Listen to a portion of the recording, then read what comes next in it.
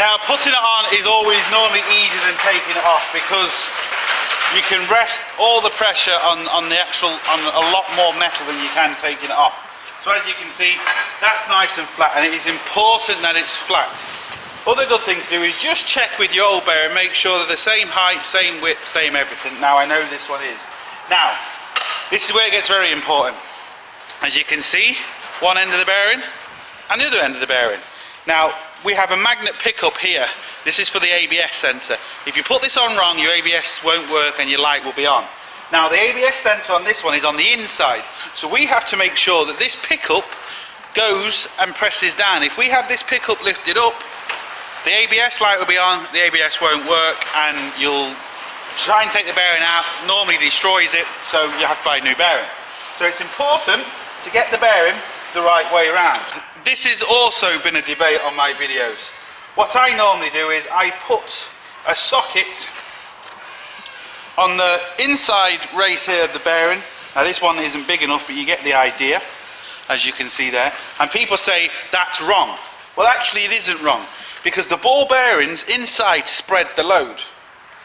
They say you should put it on the outside edge. Now, you can do it on the outside edge, don't get me wrong, no problem. You can also do it on the inside edge, no problem.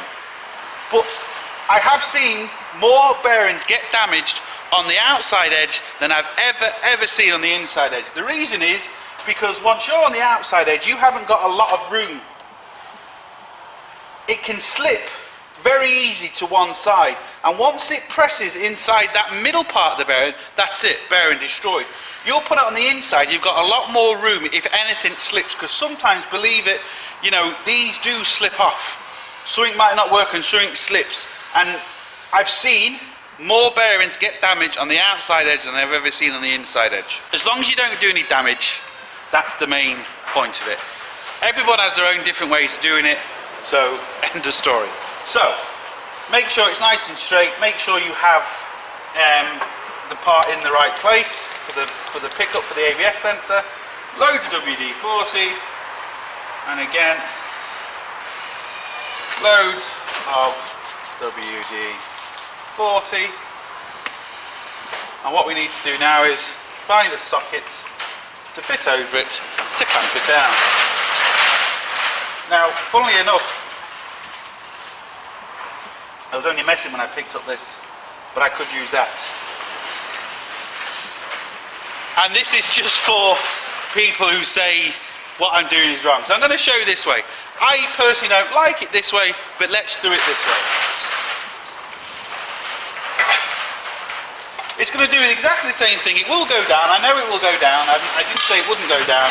It's just I've seen more bearings get damaged this way than the other way. And there's another reason why I don't do it this way, and I will show you in a few minutes.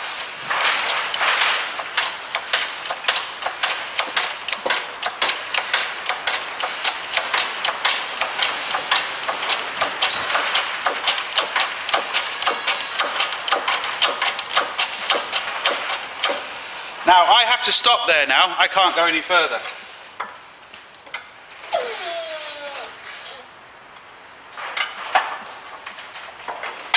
Oh look, the bearing is not in far enough. If you put something that is exactly that thickness on the bearing, once you press it in all the way, whatever you've put in is going to get stuck inside the hub. So this is why I don't do it this way. The way I do it, once I put a socket on there, which to be fair this one will work, let's see how much more this needs to go down.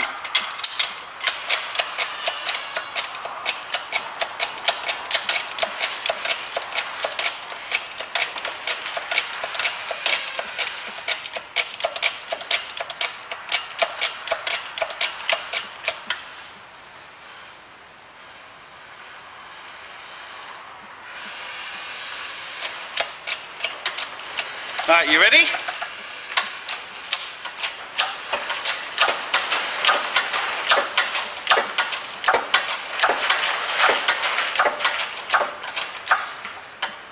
Now, look at that.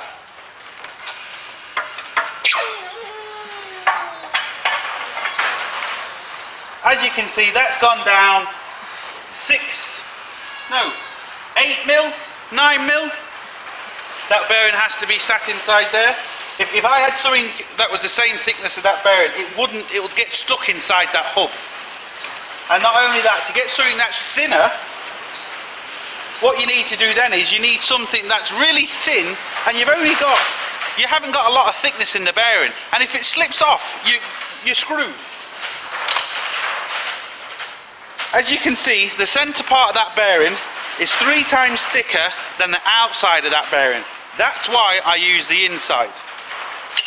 I still had to use the inside on that, so there you go. So for all them people that say I'm doing it wrong, all we've got to do is put this split pin back in, which are bloody annoying because they just flick up. But before we can put the centre hub in, we need to take this bearing casing off, and the easiest and quickest way to do it is cut it off. What you need to do is get a nice cutting blade on your grinder, and what we do, you can't really go like that, you can't go sideways because it just won't work. You have to go angle ways, you have to go really long, and it'll get a nice cut. It won't do any damage. Even if you hit this a little bit, it's not the end of the world, but try not to hit it. I'll show you now.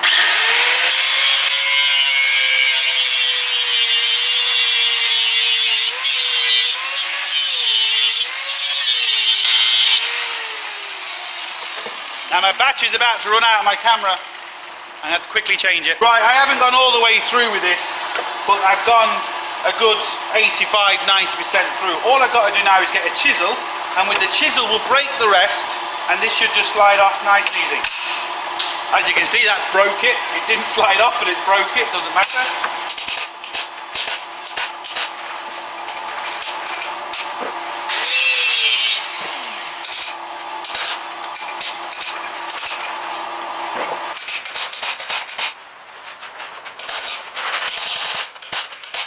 Now, I don't know if you saw that, but the whole thing turned, so we know there's no real pressure on this anymore. As we can see, that will come off.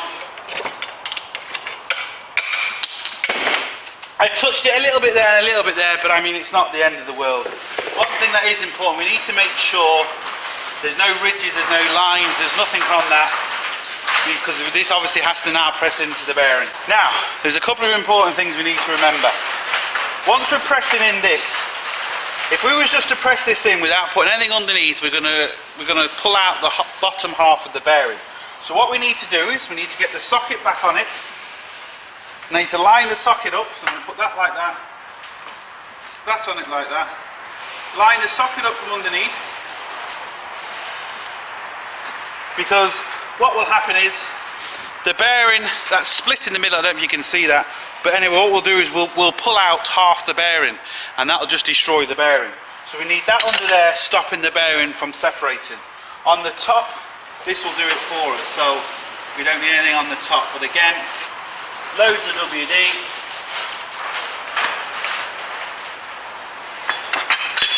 Whatever you do, don't do that. Now this is another thing for them people that say you shouldn't hold the centre bearing. How else are you supposed to do this without putting pressure on the centre of the bearing? Please do tell me.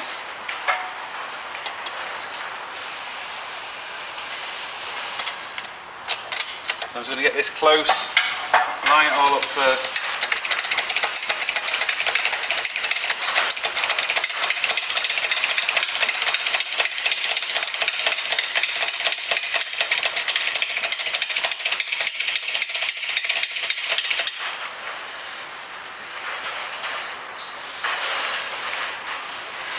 Now, a bit of pressure on that. You're going to go underneath to make sure it's straight. Put more WD on it.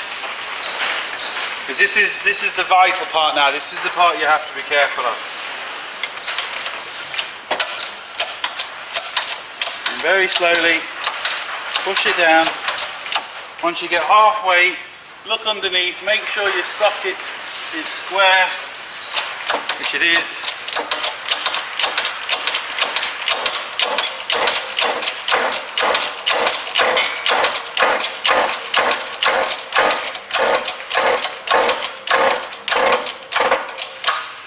Now,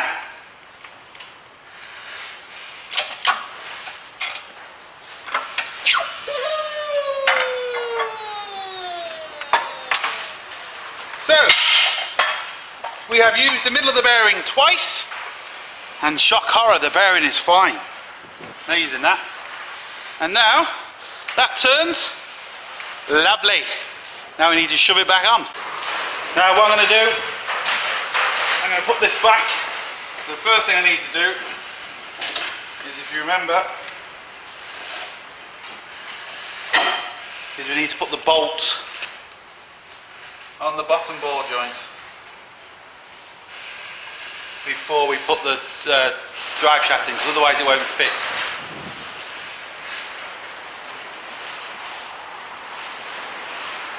I'm going to screw that down as much as I can by hand, because it's going to help me in the long run. Now it actually went down a lot further than I was expecting it was going to do. So let's push this back, put in the drive shaft. Make sure it lines up with the splines in the hub.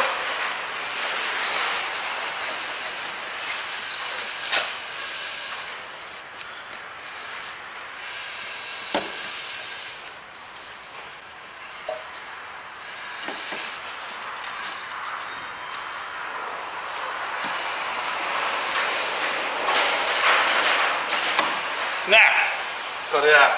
And we get a nice new nut to put on, which is too small. So there you go. That is useful. So we use the old one, which is not a problem because this is a locking one, so it's not a problem. Just again, screw that in by hand.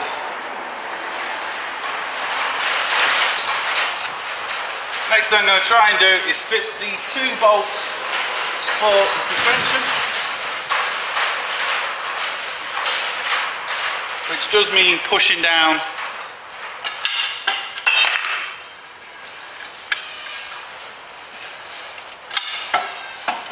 on the wishbone, which again with this traction isn't a big deal.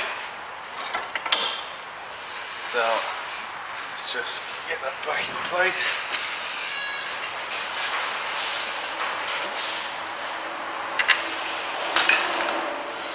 Trying to do this and film at the same time is very, especially when you're on your own, it's a bit of a nightmare.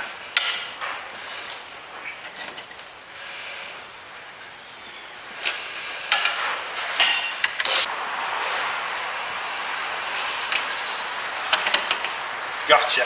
This brake really begins to piss me off. I have to get in the front of the camera to do this. Once I got these bolts on, I'll turn the camera back on. It's only putting 2 bolts in. Right, I've got them 2 bolts in and I've tightened them, and I've tightened the bottom ball joint. And it's important to give this a turn just to make sure it turns. It's not binding, it's not doing anything it shouldn't do. It turns nice and easy. You need to do that because if you've got a problem, it's easier to sort the problem out now than later. Now, what I want to do is put the disc back on, so I need to line up the 2 screws to the disc.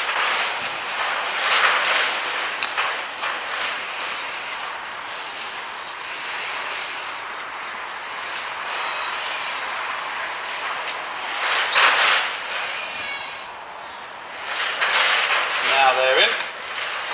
Next thing I want to do is put the ABS sensor back. Now, this is kind of the moment of truth. Do we have the hole lined up? We have the bearing lined up, so as long as the hole's lined up, there should be no reason why this should work. There should be no reason why it shouldn't. I've cut down the bolt, and I know you're not going to be able to see it, but you'll know from my reaction whether it works or not.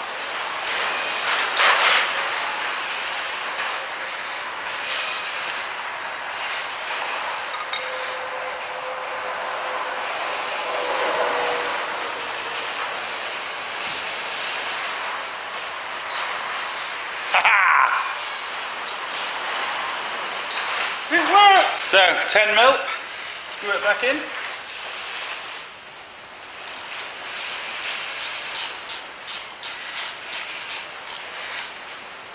Lovely. And like I said, what really made that work was the centre punch. The centre punch did all the work for me. So it's important just to centre punch the hole. So I just want to make sure it's definitely all the way in and flat. Because what can sometimes happen is the edge of it can just slide up a little bit. So, yeah, we are in, and we are good. Next thing we need to do is put the brake back on. Now, because we took it off in one go, we should be able to put it back in one go. Just push out the brakes, and there we go, sorted.